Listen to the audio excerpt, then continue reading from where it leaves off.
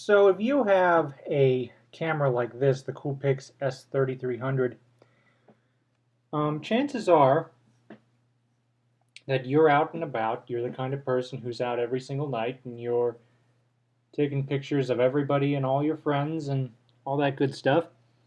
But what if you ended up with a picture that you didn't really care for? Perhaps it was too bright, too dark.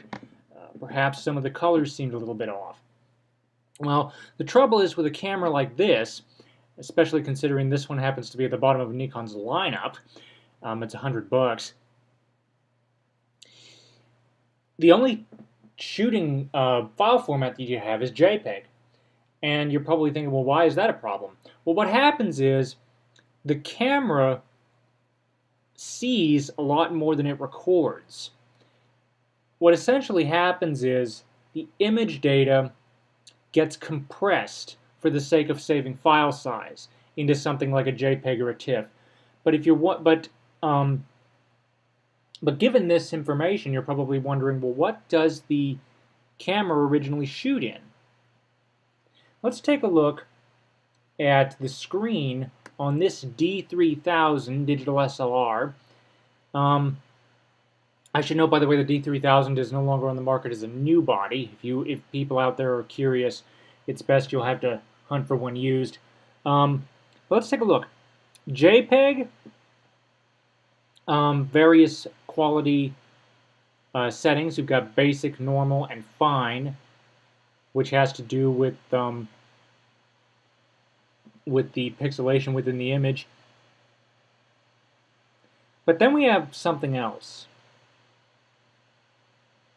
This is Nikon's proprietary file format, NEF, but it's otherwise known as a RAW file. What is a RAW file? Well, remember how I talked about how a camera like this would record more than it actually would see more than it actually captured? Well, in the case of a RAW file, it captures exactly what it sees.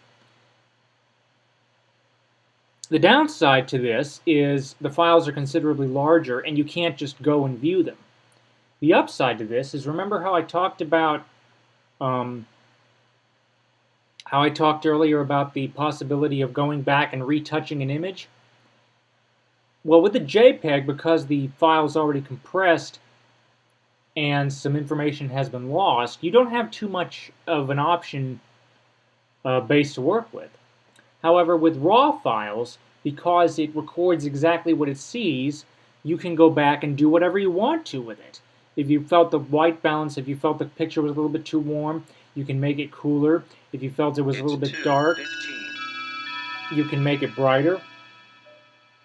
And the best part is you don't need to save. You don't essentially have to replace the image you're working with. The RAW file stays a RAW file. Essentially what happens is the enhancements you're making allow it to be produced as a JPEG or as a TIFF, but the original RAW file stays intact. Now, given this little background, you're probably thinking, well, I'm about to recommend some software with which you can edit RAW files. Actually, I'm not, because I'm actually about to ask what software you guys use out there. Keep in mind that I am a full-time student, so budget is a big concern. I prefer something that is zero cost. Now, I was thinking about going with the GIMP, but if anybody out there has had experience with various pieces of software, I actually found something in one of my GNU Linux repositories back when my Toshiba laptop was running GNU. The problem is I can't remember what it was, but it was it was very straightforward, and it was definitely an open source piece of software that allowed me to edit RAW files and process them into JPEGs. But if anybody knows what software I'm talking about, this is something other than the GIMP. The closest thing I could find was some sort of RAW plugin that was available, but I hadn't had the opportunity to look. But for those of you out there who are familiar with RAW, What software would you recommend? It has to be Macintosh compatible. But I definitely would like to get into shooting more raw. I just need some software to process it. Thank you for watching. Comments are welcome, and have a nice day.